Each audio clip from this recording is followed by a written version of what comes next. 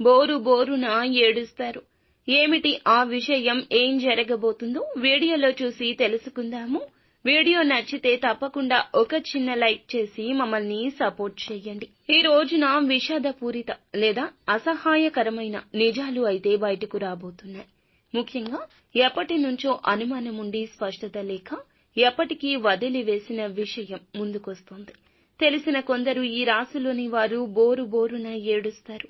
ఎందుకంటే కొన్నిసార్లు నిజాలు ఎంత నిర్దాక్షిణ్యంగా ఉంటాయో, దెబ్బతీస్తాయో ఈ రోజున అనుభవం అవుతుంది. దుర్గాభవాని జ్యోతిషాలయం మీ యొక్క ప్రతి సమస్యకి పరిష్కారం చెప్పబడును.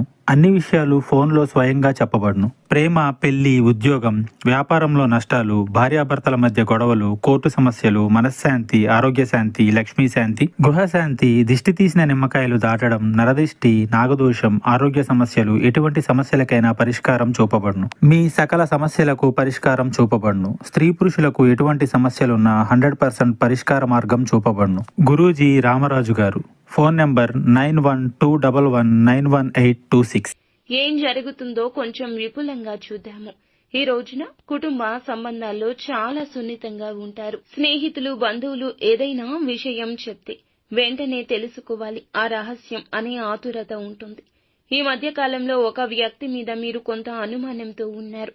ఇక ఆ వ్యక్తి మీకు దగ్గర స్నేహితుడైనా లేదా కుటుంబ సభ్యుడైనా కావచ్చు. మధ్యాహ్నం 2 గంటల నుండి సాయంత్రం 6 గంటల మధ్యలో చాలా కాలంగా వెతుకుతున్న నిజమైతే ఎటకేలకు బయటకొస్తుంది. ఇదొక మోసం కావచ్చు. ముఖ్యంగా డబ్బు సంబంధితమైన సాన్నిహిత్య సంబంధం, ప్రేమ విషయంలో అయినా కావచ్చు. కలలను కళ్లకు కట్టినట్లు కలిగించిన వారు వెనుక వేరే దారులు వెతుకుతూ ఉంటే కనుక అది తెలిసే అవకాశం ఉంది. ఈ నిజం తెలిసాక మీరు ఒక్కసారిగా కుప్పకూలిపోవచ్చు. కొందరికి ఆవేశం ఎక్కువవుతుంది, కానీ కొందరికి కన్నీరు మాత్రమే వస్తుంది.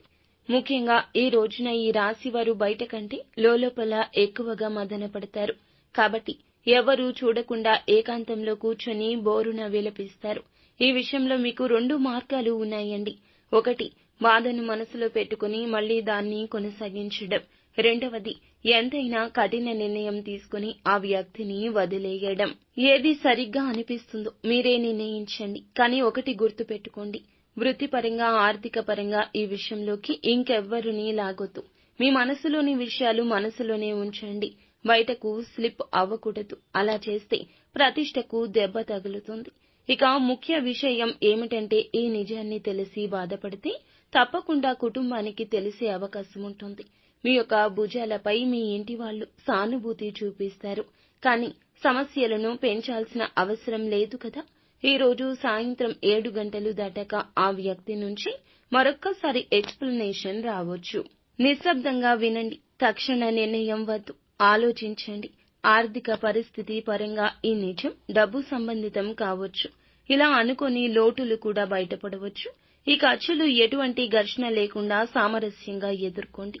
ఎవ్వరికీ అప్పులు ఇవ్వడం లేదా తీసుకోవడం కూడా మంచిది కాదు.